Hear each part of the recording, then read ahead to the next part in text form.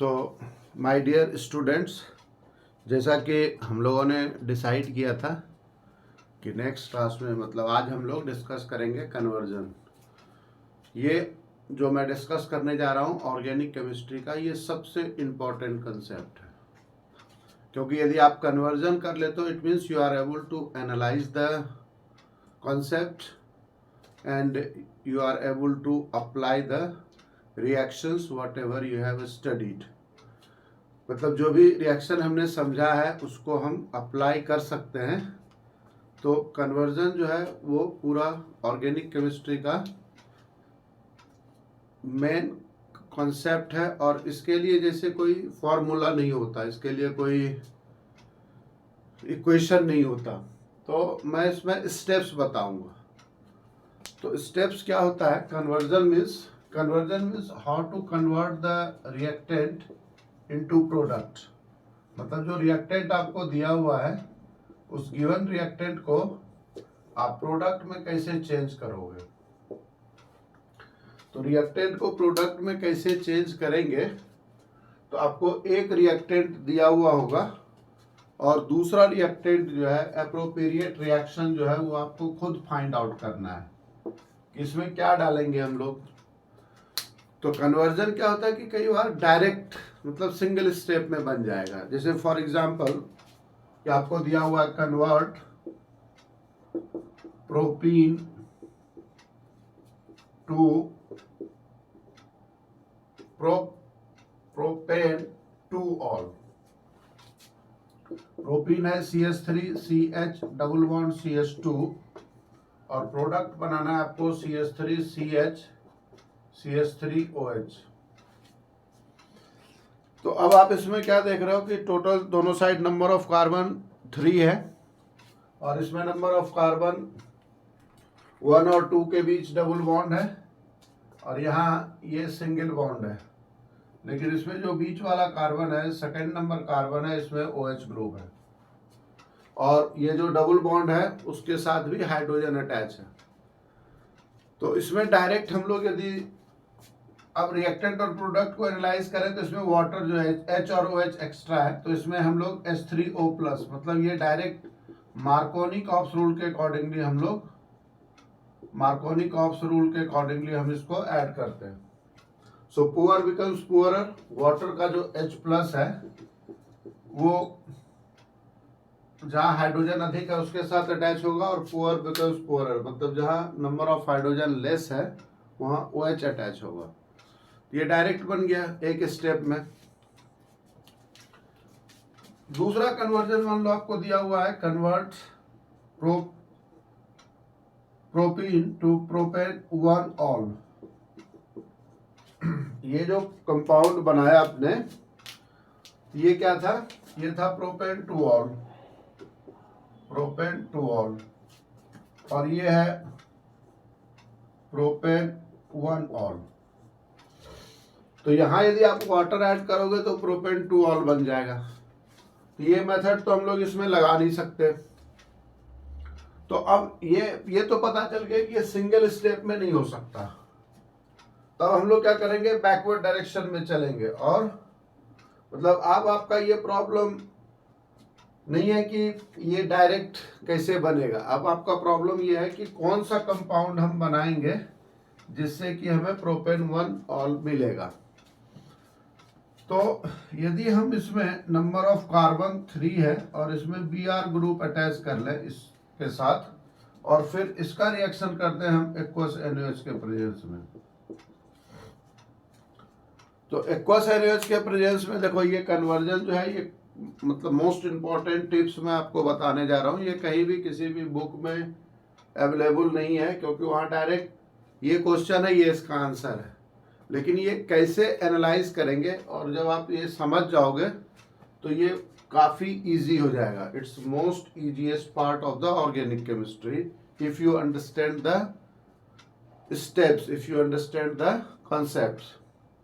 तो इसमें अब आपका प्रॉब्लम क्या है कि इससे कन्वर्ट करना है इसको हैलाइड में, ब्रोमाइड में।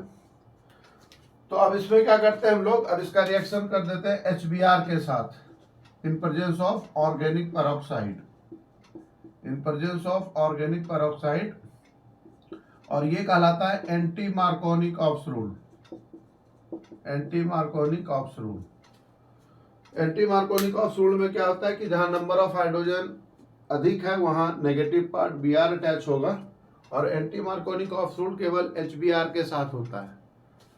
ये हमने ऑलरेडी काफी डिटेल में एल्काइल हैलाइड और एराइल हैलाइड में डिस्कस किया था। तो आप क्या करो, इसको रेफर करो, आप जो है जो मेरा पहले का वीडियो है उस पे जाओ, उस पे सब में मैंने नाम लिख दिया है हेडिंग में, alkyl halide, aryl halide, method of preparation, reactions. तो इस तरीके से वहां भी आप जाओगे, तो इससे क्या होगा कि आपका रिवीजन भी हो जाएगा। तो ये हमारा बन गया क्या, 1 ब्रोमो प्रोपेन, और फिर इसका रिएक्शन एक्वस NaOH से कर दिए तो प्रोपेन 1 ऑल बन गया। तो ये जो है ये 2 स्टेप में हुआ। तो कन्वर्जन जो है कई बार 3 स्टेप, 4 स्टेप, 5 स्टेप पे भी होता है, और कई बार उसमें लिखा हुआ रहता है नॉट मोर देन 2 स्टेप्स। जैसे NCERT में प्रॉब्लम जो है, जो एल्डिहाइड कीटोन कार्बोक्सिलिक एसिड में, वहां लिखा हुआ है नॉट मोर देन 2 स्टेप्स।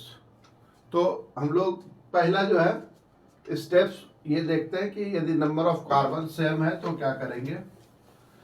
तो अब देखो, ये जैसे मैंने बताया कि कन्वर्जन के लिए एक रिएक्टेंट तो आपको प्रॉब्लम में दिया हुआ ही होगा, तभी तो हमें पता चलेगा कि दूसरा प्रोडक्ट क्या बनाना है, और दूसरा रिएक्टेंट आपको खुद यूज करना है। तो लिखो आप इसमें स्टेप 1। स्टेप 1 क्या है, स्टेप 1 कहता है कि इसमें जो है first of all write down the structural formula of reactant as well as product,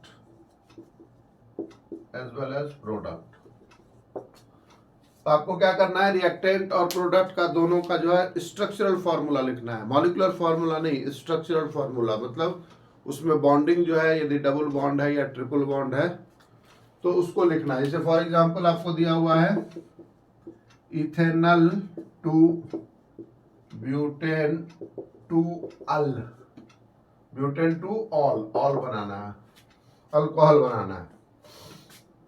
तो इथेनल क्या है, CH3C डबल बॉन्ड H, और ब्यूटेन टू ऑल क्या है, ये है सेकंड नंबर पे OH है। तो ये हम लोग इसका क्या करेंगे, स्ट्रक्चरल फॉर्मूला लिख लेंगे। तो फर्स्ट स्टेप ये है। अब देखो, अब उसके बाद आप इसमें लिखो स्टेप 2। स्टेप 2 में क्या करना है आपको, स्टेप 2 में ये लिखो कि count both side number of carbon, count both side number of carbon atom, कि दोनों side number of carbon atom कितना है वो आपको काउंट करना है। Count both side number of carbon atom.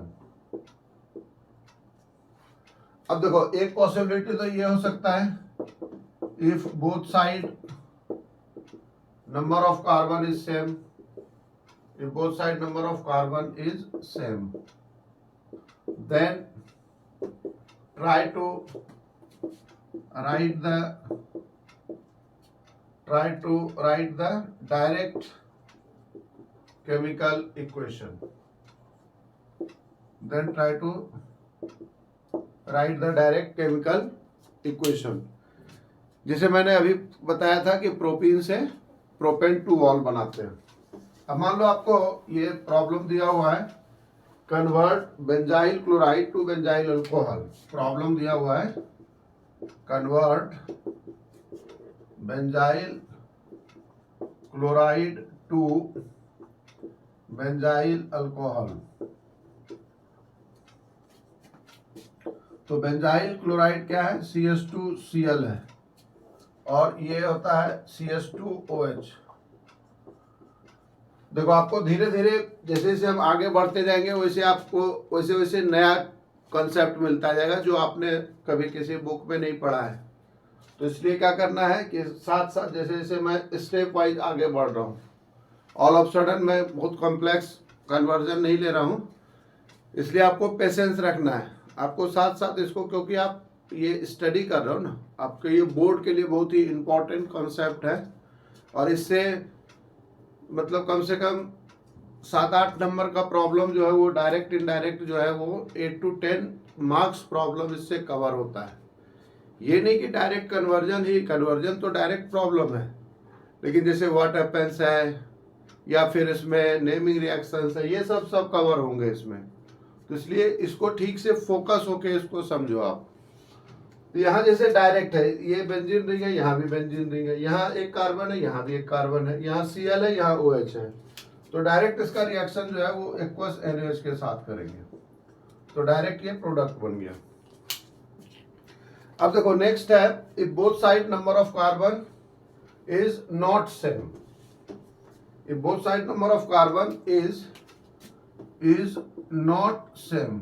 अब दोनों साइड यदि सेम नहीं है, पहला क्या हुआ, पहला हुआ both side number of carbon is same, दूसरा है B, if both side number of carbon is not same then हम लोग क्या करते हैं, अब इसमें प्रोडक्ट साइड यदि नंबर ऑफ कार्बन अधिक है, then if product side number of carbon is same, product side number of carbon is same, then use step up or ascending of series method, ascending of series method। तो देखो इसमें क्या होता है कि बच्चे कहते हैं सर असेंडिंग ऑफ सीरीज, ये जो है स्टेप अप, ये तो मेथड हमें पता है। पता नहीं है बच्चों को, क्योंकि मैं तो डे टू डे बेसिस पे इंटरेक्ट होता हूँ, उनको नाम पता है कि असेंडिंग मतलब बढ़ाना है, लेकिन कैसे बढ़ाना है, कौन कौन सा स्टेप्स यूज करेंगे, और इसमें 4-5 मेथड है जो अभी हम लोग डिस्कस करेंगे कि प्रोडक्ट का नेचर क्या है, उसके अकॉर्डिंगली रिएक्टेंट को कैसे दूसरे रिएक्टेंट में चेंज करेंगे। तो इस तरीके से यहाँ आपको ये देखना है कि प्रोडक्ट यदि कार्बन प्रोडक्ट में अधिक है, if product contains more number of carbon, तो हम लोग क्या करते हैं, based on nature of product reactants are converted as follows। अब इसे मान लो रिएक्टेंट में आपको एसिड दिया हुआ है और उसको अमीन्स में चेंज करना है, तो फिर हम लोग क्या करेंगे उसमें, या कोई और रिएक्टेंट है उसको दूसरे प्रोडक्ट में चेंज करना है। तो देखो इसमें सबसे जो बेस्ट मेथड है उसको हम लोग डिस्कस करते हैं, और उससे बहुत सारे कंपाउंड का फॉर्मेशन होता है, ये कहलाता है बाय साइनाइड मेथड। मैं इसको लिख देता हूं A1 बाय साइनाइड मेथड। तो इसमें आप क्या लिखोगे कि first of all any given reactant is converted into alkyl halide। पहले आप क्या करोगे, इसमें alkyl halide में चेंज करोगे, alkyl halide, and then alkyl halide is converted into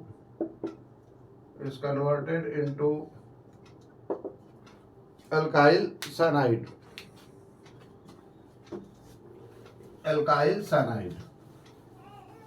तो क्या करेंगे, पहले अब इसको हम पहले एल्काइल हैलाइड में चेंज करेंगे और फिर एल्काइल हैलाइड जो है वो एल्काइल साइनाइड में चेंज हो जाएगा। तो देखो जो भी कंपाउंड आपको दिया हुआ है, जैसे फॉर एग्जांपल अल्कोहल दिया हुआ है, तो अल्कोहल को हम इसका रिएक्शन PCl5 से कर लेंगे, या कोई भी हैलाइड चेंज कर सकते हो आप। तो इससे RX बनेगा और फिर इसका रिएक्शन RCN से करोगे तो NaCN से तो RCN बन जाएगा। तो आप रिएक्टेंट को कंपेयर करो, आप रिएक्टेंट को फाइनल प्रोडक्ट से, तो इसमें एक कार्बन इंक्रीज हो गया। तो नंबर ऑफ कार्बन क्या हुआ, एक कार्बन इंक्रीज हो गया और इससे साइनाइड बन गया। अब यदि ये बोल रहा है कि ये इथेनॉल से प्रोपेन नाइट्राइल बनाना है तब तो डायरेक्ट बन जाएगा, लेकिन साइनाइड नहीं कोई और प्रोडक्ट बनाना है तो क्या करेंगे हम। तो देखो साइनाइड जो है ये आपका RCN है, ये बन गया RCN। अब देखो यहां से आपको यदि आप इसका हाइड्रोलिसिस करते हो तो एसिड बन जाएगा।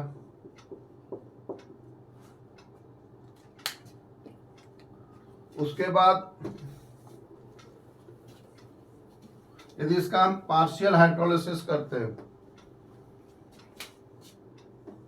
यदि हम इसका पार्शियल हाइड्रोलिसिस करते हैं, और पार्शियल हाइड्रोलिसिस जब होगा तो उसमें प्रॉब्लम में मेंशन होगा, लिखा हुआ होगा, और यदि पार्शियल हाइड्रोलिसिस टर्म यूज नहीं हुआ है तो ये कंप्लीट हाइड्रोलिसिस है। यदि आप इसका रिडक्शन करते हो लिथियम एल्युमिनियम हाइड्राइड से, ये अमीन बनता है। यदि आप इसका स्टीफेंस रिडक्शन करते हो, स्टीफेंस रिडक्शन करते हो आप इसका, तो इससे एल्डिहाइड बनता है।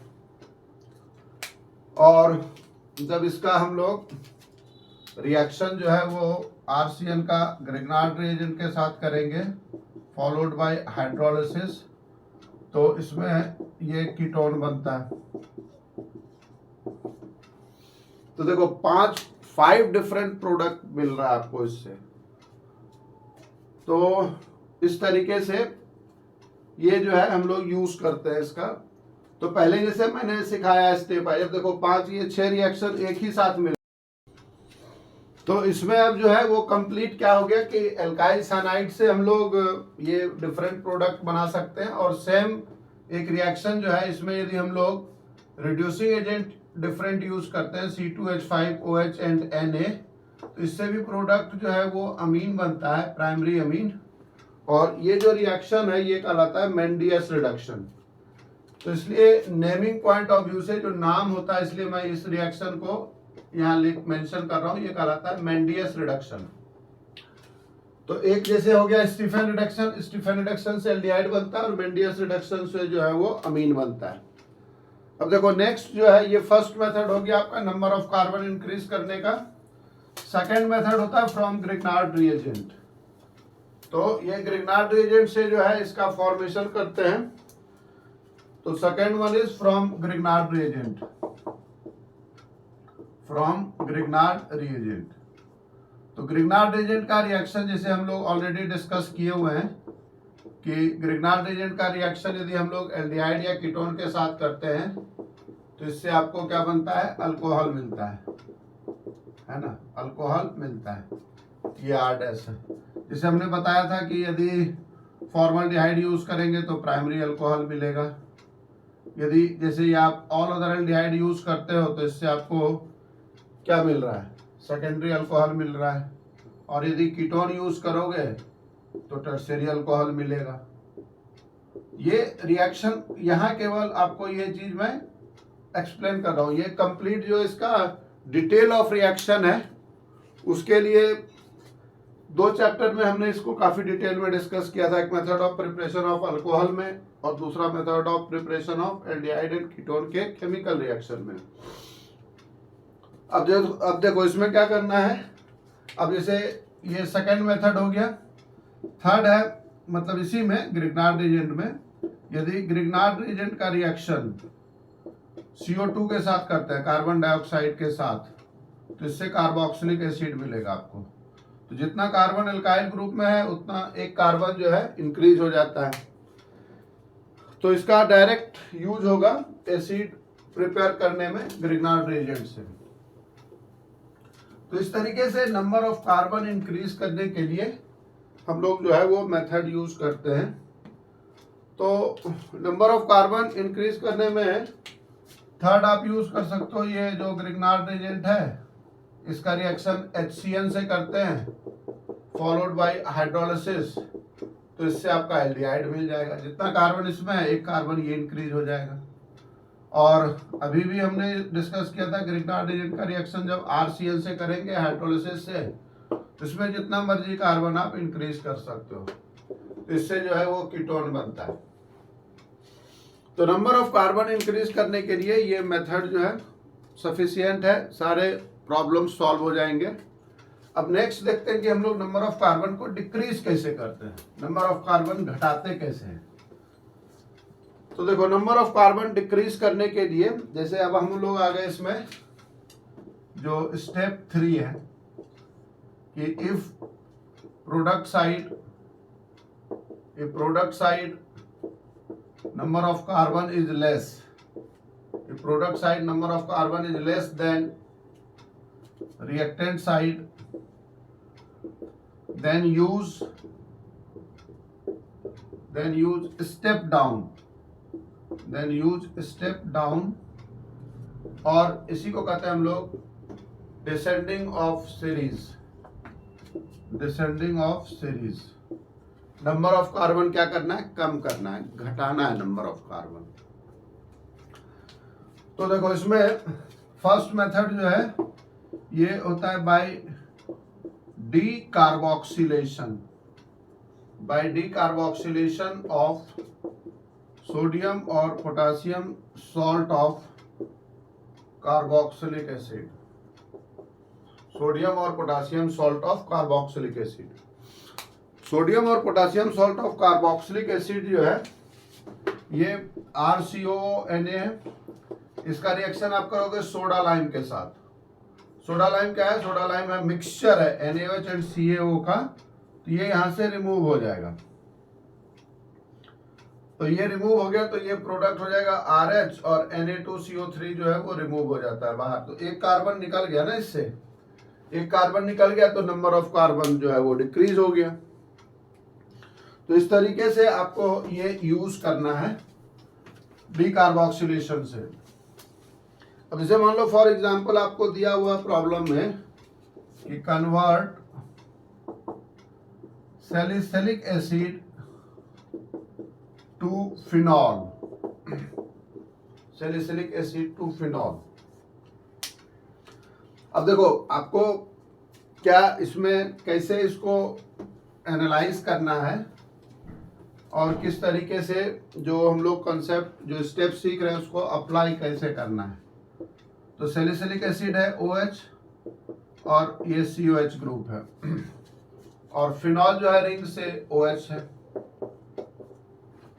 अब इसमें क्या करना है, COH हटाना है हमें। तो COH तो डायरेक्ट तो हटेगा नहीं,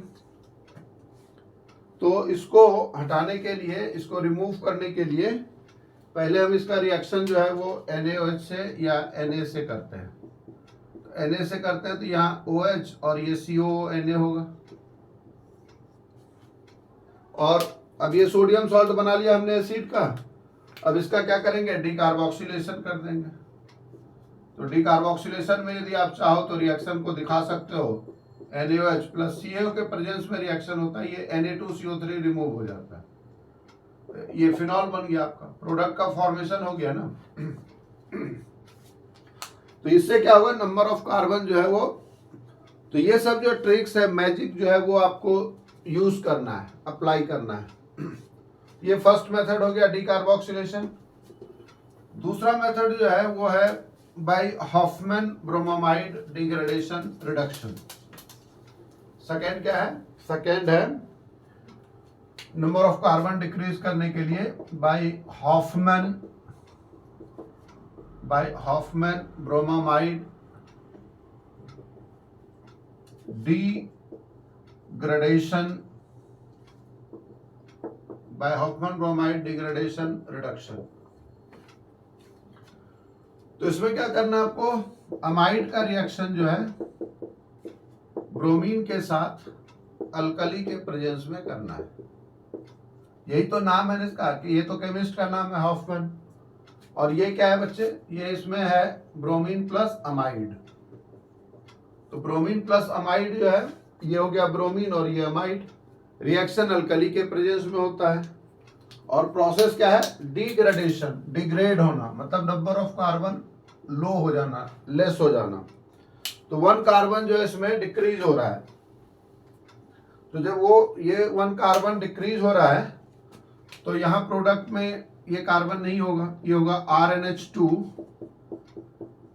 plus Na2CO3 plus NaBr plus H2O।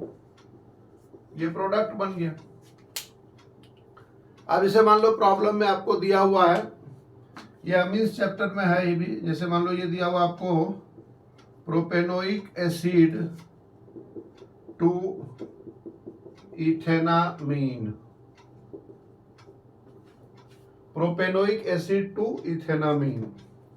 Propanoic acid CH3CH2COH है और इथेनामीन CH3CH2NH2 है। देखो आपको क्या करना है कि बीइंग ए साइंस स्टूडेंट आपको प्रॉब्लम को एनालाइज करने के लिए आना चाहिए। मैं क्या देखता हूं बच्चों को कि बच्चे डायरेक्ट देखते हैं ये क्वेश्चन है, ये आंसर है, फटाफट वो डिसाइड किया कि पहले से आता है या नहीं आता, याद है या नहीं, और फिर कह देगा कि सर ये नहीं आता, ये नहीं बनेगा। आप जितना कॉन्सेप्ट जानते हो, जितना भी आपने पढ़ा है 12th क्लास में, ये 9-10 महीने में कुछ तो आपने पढ़ा ही है, तो उसी को फोकस यदि करोगे आप, एप्लीकेशन उससे ज़्यादा नहीं है इसमें, लेकिन अप्लाई कैसे करेंगे ये जानना जरूरी है। और जितना आपने पढ़ा उसके बाद भी मैं 5-6 दिन में इतना चीज़ बता ही दिया हूँ कि पूरा का पूरा सिलेबस जो है वो कवर हो रहा है। तो 6-7 घंटे में आप पूरा जो है उसको रिकैप कर सकते हो, रिकॉल करके, और सारे प्रॉब्लम सॉल्व कर सकते हो ईजिली। तो इसमें नंबर ऑफ कार्बन 3 है, इसमें नंबर ऑफ कार्बन 2 है। अब ये एसिड है, ये अमीन है। तो अभी देखो आपको क्या करना है कि इसमें एक कार्बन को हम रिमूव कैसे कर सकते हैं। तो इसमें हम लोग डीकार्बोक्सिलेशन प्रोसेस नहीं कर सकते, करेंगे तो उसमें नंबर ऑफ कार्बन तो कम होगा, लेकिन उससे क्या होगा, एल्केन बन जाएगा। तो यही चीज तो इम्पोर्टेंट है ना कि कब कौन सा स्टेप यूज करना है। तो इसको जैसे 2-4 प्रॉब्लम आप प्रैक्टिस करोगे तो फिर मास्टर बन जाओगे आप भी कोई भी क्वेश्चन, कन्वर्जन का मतलब कोई भी रिएक्टेंट का नाम लिखे, कोई भी प्रोडक्ट का नाम लिखे, फिर उसको अप्रोप्रिएट रिएक्शन से कन्वर्ट कर देते हैं। अब जैसे यहाँ है ये नंबर ऑफ कार्बन, अच्छा ये भी देखना है कि प्रोडक्ट में NH2 भी आ रहा है। तो इसका रिएक्शन यदि हम अमोनिया के साथ करके इसको हीट कर दें तो इसमें CH3CH2CONH2 बनता है, ये अमाइड बन गया। तो अभी नंबर ऑफ कार्बन अमाइड में 3 है और अमीन में 2 है। इसका रिएक्शन यदि आप लिख दोगे Br2 प्लस KOH के साथ, तो यही रिएक्शन अभी जो जस्ट हमने डिस्कस किया है, हॉफमैन ब्रोमामाइड डिग्रेडेशन रिडक्शन, यही जो नाम ऊपर हमने अभी इसको डिस्कस किया है, वही सेम चीज यहां लिख रहा हूं। तो एक कार्बन कम हो गया इसमें, ये CO हट गया। आप चाहो बाय प्रोडक्ट लिखना तो लिख सकते हो K2CO3 plus KBr plus H2O। अब कोई बच्चा क्या करता है कि बैलेंसिंग ऑफ इक्वेशन भी याद रखने की कोशिश करता है, यदि नहीं समझ रहा है तो। बैलेंसिंग ऑफ इक्वेशन कभी भी याद नहीं रखना है, आप केवल कॉन्सेप्ट को समझो ना। ये अमाइड है, अमाइड का रिएक्शन Br2 प्लस QH से करेंगे, ये अमीन बना। अब देखो ये K है और Br है तो KBr बनेगा, ये CO निकला है तो K2CO3 होगा और वाटर रिमूव होता है। तो इस तरीके से जब अमीन्स प्रिपेयर करना हो में तो हम लोग Hoffmann bromide degradation reduction use करते हैं। अब थर्ड जो हम डिस्कस करने जा रहे हैं ये काफी इंपॉर्टेंट है, बहुत इंपॉर्टेंट है। ये है by oxidation of alkyl benzene, by oxidation of, third method है by oxidation of alkyl benzene. ये एरोमेटिक कंपाउंड के लिए एप्लीकेबल होगा। बोर्ड में ये प्रॉब्लम कई बार पूछा है, जैसे ये CH3 CH2 CH3 है और ये KMnO4 OH माइनस हीट किया हुआ है, तो इससे जो है क्या होगा, ये एसिड बन जाएगा। इसलिए हम लोग कहते हैं इसको कि irrespective of the length of alkyl group, irrespective of the length of alkyl group is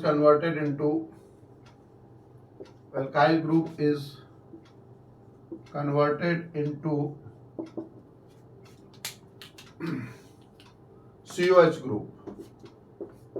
जैसे मान लो दूसरा एग्जांपल लो आप, इसमें 4 कार्बन ले लो, CH2 CH2 CH2 CH3, और इसका रिएक्शन KMnO4 OH माइनस के प्रेजेंस में हीट करेंगे, ये COH में चेंज हो जाएगा।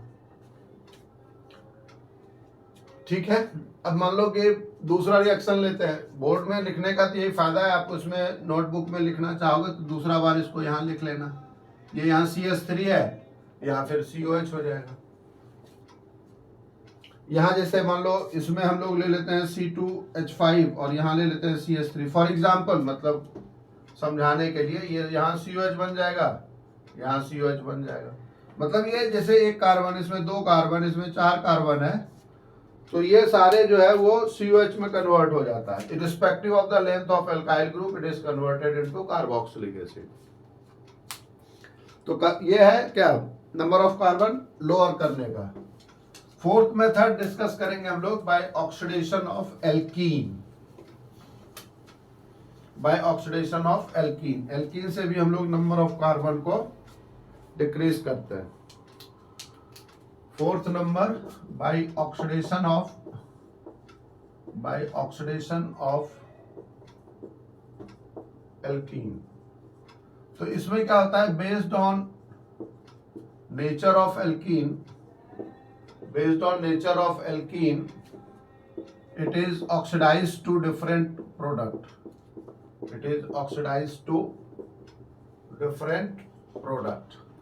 अलग अलग प्रोडक्ट बनता है इससे। जैसा कि आपको पता है एल्कीन के केस में C डबल बॉन्ड C होगा, तो जब ये C डबल बॉन्ड C है, या तो इसमें 2 हाइड्रोजन होगा, या एक हाइड्रोजन एक अल्काइल ग्रुप होगा, या फिर ज्यादा से ज्यादा क्या हो सकता है, 2 अल्काइल ग्रुप होगा। तो एक तो ये CH2 है, एक ये CHR है, और दूसरा ये Cr2 है। तो इसका जब ऑक्सीडेशन करोगे आप तो इससे एसिड बनता है और ये CO2 में कन्वर्ट होगा। उसी तरह से यदि ये H और R है, ये एसिड होगा और ये कीटोन बनेगा R2CO। और ऑक्सीडेशन हम लोग किस में करते हैं, KMnO4 के साथ इसको हीट कर देते हैं, KMnO4 के साथ हीट कर देंगे। अब मान लो आपको दिया हुआ CH3 CH double bond CH3 C2H5, तो इसका यदि हम लोग ऑक्सीडेशन करते हैं, तो ऑक्सीडेशन यदि करेंगे हम लोग तो क्या होगा कि एक जो है वो एसिड बन जाएगा और एक जो है CH3 C double bond O C2H5 बन गया। तो इस तरीके से ये एल्कीन जो है 2 पार्ट में ब्रेक हो जाता है और अकॉर्डिंगली जो है वो प्रोडक्ट का फॉर्मेशन होगा। फिफ्थ मेथड, ये हमने ऑलरेडी काफी डिटेल में डिस्कस भी कर रखा था, method of preparation of aldehyde and ketone में, और ये काफी इंपॉर्टेंट रिएक्शन भी है बोथ पॉइंट ऑफ व्यू से या किसी भी एग्जामिनेशन पॉइंट ऑफ व्यू से। ये है बाय ओजोनोलाइसिस ऑफ एल्कीन, तो एल्कीन का जब आप ओजोनोलाइसिस करोगे, इसमें दिया हुआ रहेगा H2O एंड जिंक के प्रेजेंस में। तो मैंने ऑलरेडी बताया था कि जहां भी डबल बॉन्ड है वहां आप क्या करो, ऑक्सीजन लिख दो और ये आपका प्रोडक्ट बन जाएगा। जैसे सपोज ये CH3 CH double bond CH C2H5 है, इसका ओजोनोलाइसिस करते हैं हम लोग H2O एंड जिंक के प्रेजेंस में। ये आपको पता है कि जहाँ डबल बॉन्ड है ये 2 पार्ट में ब्रेक हो जाता है, ये CH3 C double bond H plus C2H5 CH double bond O बन जाएगा। तो इस तरीके से जो है नंबर ऑफ कार्बन हम लोग डिक्रीज कर सकते हैं। तो अब देखो कन्वर्जन जो है वो आपका ऑलमोस्ट सारे कन्वर्जन सॉल्व हो जाएंगे। जैसे इसमें एनसीईआरटी में जो है प्रॉब्लम नंबर 14 है एक्सरसाइज का कन्वर्ट, उसमें दिया हुआ है convert propane two ol to iodoform. Propane two ol ये है और आयोडोफॉर्म कन्वर्ट करना है। अब इसमें बच्चे क्या करते हैं, बहुत लंबे लंबे मेथड से इसको पता नहीं क्या क्या करके उसको 5-6 स्टेप में जैसे तैसे सॉल्व तो कर ही लेते हैं ये। लेकिन आपको जानना है कि जैसा हमने डिस्कस किया था कि ये आयोडोफॉर्म टेस्ट होता है, और आयोडोफॉर्म टेस्ट जो है, जैसे इसमें ये CH3 ग्रुप है, ये CH3 ग्रुप CHI3 में कन्वर्ट हो गया, और इधर का जो पार्ट है CH3 वो CH3COOK plus KI plus H2O बन गया। मतलब डायरेक्ट स्टेप एक स्टेप में बना लोगे आप। दूसरा कन्वर्जन है, वो मुझे नंबर तो याद नहीं है एग्जैक्ट क्या है, लेकिन ये है एनिलीन टू फिनाइल आइसोसानाइड। ये भी NCERT का ही है। ऐसे कन्वर्जन कोई भी आप अपने से लिख के कोई भी किसी भी कंपाउंड को डिजायर्ड प्रोडक्ट में चेंज कर सकते हो आप। ये एनिलीन है, एनिलीन से NC बनेगा, फिनाइल आइसोसानाइड बनेगा। ये reaction CH-Cl3 plus alcoholic QH के प्रेजेंस में करते हैं ये रिएक्शन। ये कहलाता है हमारा कार्बाइल अमीन टेस्ट। कार्बाइल अमीन टेस्ट ये हम लोग नेक्स्ट चैप्टर में करेंगे अमीन्स में। ये डायरेक्ट जो है इस तरह से प्रोडक्ट का फॉर्मेशन होता है। एक और कन्वर्जन है, वो है convert ethyl chloride to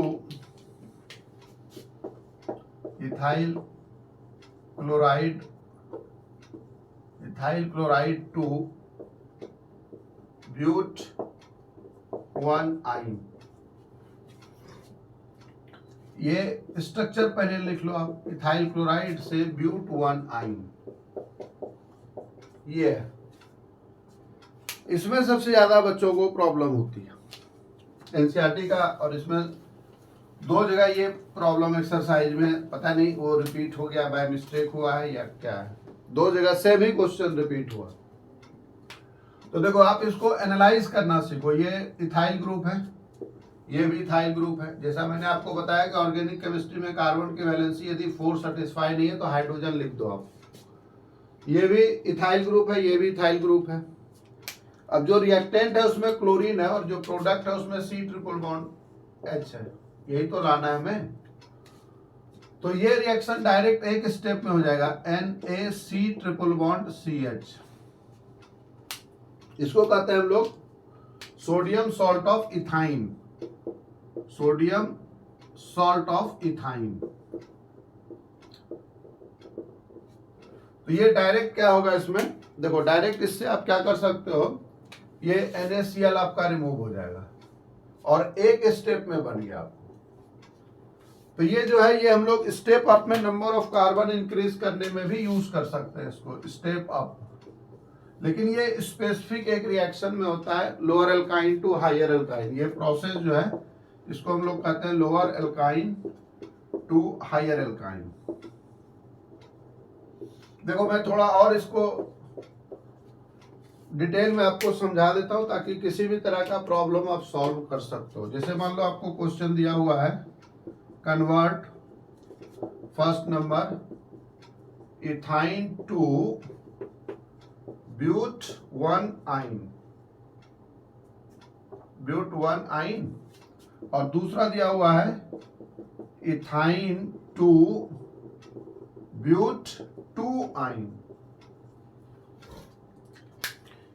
ethyne to but 1 आइन एंड इथाइन टू ब्यूट 2 आइन। तो इसमें क्या करते हैं हम लोग, जैसे ये दिया हुआ है रिएक्टेंट कि ये इथाइन है और ये ब्यूट 1 आइन बन रहा है, 1 2 3 ये ऐसे। तो इसमें ये ग्रुप तो एज इट इज यहाँ है और H के बदले यहाँ C2H5। अब आपको पता है कि ये जो sp हाइब्रिडाइज्ड कार्बन होता है, ये sp हाइब्रिडाइज्ड कार्बन है, ये एसिडिक हाइड्रोजन। इसका रिएक्शन जब सोडियम से करेंगे हम तो NaC ट्रिपल बॉन्ड CH बनेगा, क्योंकि हम एक हाइड्रोजन को रिप्लेस करना चाह रहे हैं। और अब इसका रिएक्शन कर लेंगे हम लोग C2H5Cl के साथ। Cl को मैंने पलट के इसलिए लिखा है पीछे कि इससे इसको हटा देंगे NaCl को। तो NaCl को जब आप हटा दोगे तो ये ग्रुप आ गया, यहाँ NaCl रिमूव हो गया, बन गया ये आपका कन्वर्जन बन गया। तो देखो ये कितना इजी है, यदि आप इसको समझ रहे हो, मतलब रिएक्टेंट को और प्रोडक्ट को दोनों के स्ट्रक्चर को आप एनालाइज कर रहे हो। ये ट्रिपल बॉन्ड यहाँ है, ये ट्रिपल बॉन्ड यहाँ है, ये H है, H के बदले ये C2H5 है। जैसा कि मैंने आपको बताया कि ऑर्गेनिक केमिस्ट्री में कार्बन की 4 वैलेंसी यदि सेटिस्फाइड नहीं है तो ये अंडरस्टूड है, ये हाइड्रोजन है। यदि हम हाइड्रोजन लिख देते हैं तो भी सही है, नहीं भी लिखते फिर भी वो सही है, वो सेम हाइड्रोजन को ये अंडरस्टूड है।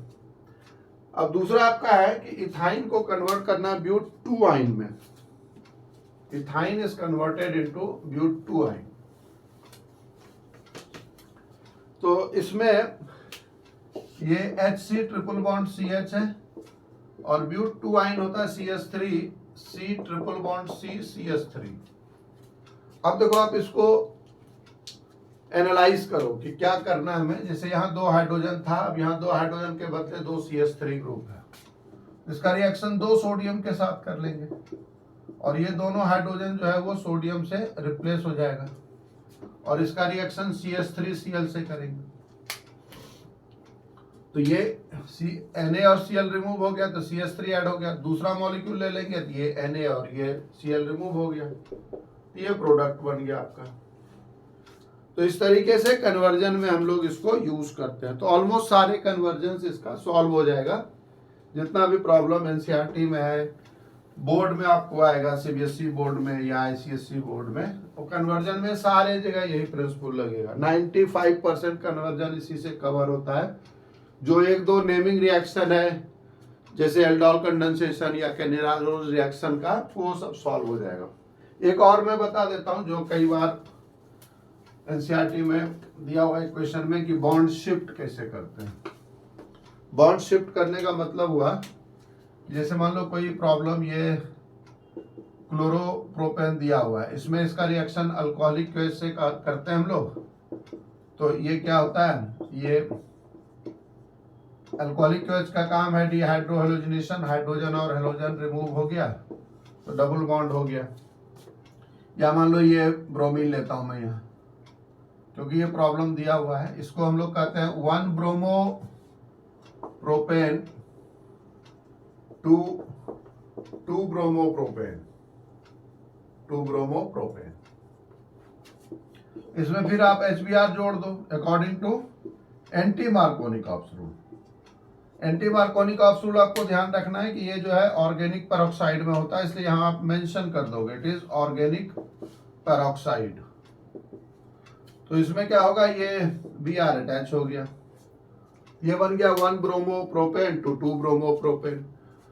इस तरह से कन्वर्जन का कोई भी प्रॉब्लम, आप जो मैंने स्टेप्स बताया है, पहला स्टेप क्या है कि write down the structural formula of reactant and product.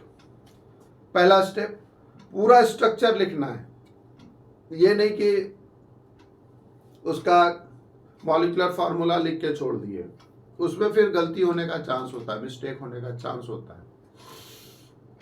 उसके बाद सेकेंड स्टेप में क्या करना है, दोनों side number of carbon count करना है। तो नंबर ऑफ कार्बन जो काउंट करना है, यदि दोनों side number of carbon same है, तो नंबर ऑफ कार्बन सेम है तो उसमें क्या कर सकते हो आप, डायरेक्ट जो है वो यूज करोगे, जो प्रॉपर एप्रोप्रिएट रिएक्शन है उसको यूज करना है आपको। थर्ड, यदि number of carbon, product side number of carbon if it is more than the reactant, तो इसको हम लोग कहते हैं step up and step down. एक जो है ये कहलाता है, मैं एक जगह समराइज कर देता हूं ताकि आपको आसानी होगा, ascending of series, ascending of series and it is called descending of series. ये स्टेप अप है, स्टेप अप, और ये है स्टेप डाउन। मतलब नंबर ऑफ कार्बन इसमें डिक्रीज करना है, इसमें नंबर ऑफ कार्बन इंक्रीज करना है। नंबर ऑफ कार्बन इंक्रीज करने में सबसे पहला मेथड यूज करेंगे हम by Wurtz process. Wurtz process RX plus Na RR बनता है। ये मैंने इसलिए नहीं इसमें डिटेल में डिस्कस किया क्योंकि ये तो ऑब्वियस है, ये हर एक बच्चे को आता है। ये जितना कार्बन है उसका डबल हो जाएगा एल्काइल हैलाइड से सोडियम जब रिएक्ट करता है। दूसरा मैंने बताया साइनाइड मेथड। साइनाइड मेथड से नंबर ऑफ कार्बन इंक्रीज होता है। तीसरा मैंने बताया from Grignard reagent. Grignard reagent से RMgX से नंबर ऑफ कार्बन इंक्रीज होता है।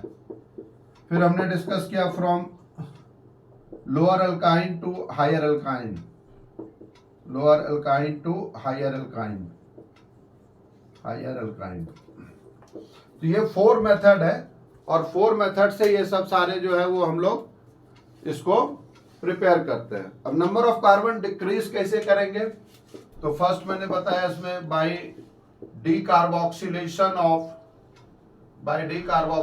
ऑफ सोडियम और potassium salt of carboxylic acid.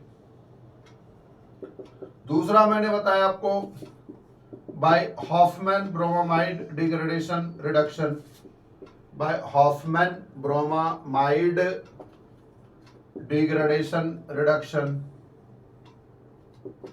तीसरा मैंने क्या बताया आपको, तीसरा बताया by ozonolysis of alkene, alkene के ओजोनोलाइसिस से। फोर्थ मैंने बताया by oxidation of alkyl benzene से। और लास्ट मैंने बताया आपको बाय ऑक्सीडेशन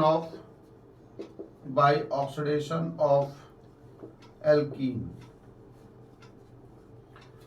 तो देखो इसमें ये जो है 4 रिएक्शंस, मतलब अलग अलग, जैसे वुड्स प्रोसेस, साइनाइड प्रोसेस में तो 6 रिएक्शन था जो हमने डिस्कस किया। तो मैंने एक जगह इसको जो है समराइज करके पूरा का पूरा कन्वर्जन। तो ये देखो ये जो है ये काफी सिस्टमेटिकल एनालिटिकल अप्रोच है और मैंने इसको इस तरीके से फ्रेम किया है कि ताकि बच्चे को कोई प्रॉब्लम नहीं हो। जो मैं इतने दिनों से पढ़ा रहा हूँ बच्चों को, और जो ये बिल्कुल जो कंसेप्ट है, ये जो बिल्कुल जो पढ़ाने का तरीका है, जो आपको मैं समझा रहा हूँ, ये टोटली डिफरेंट है।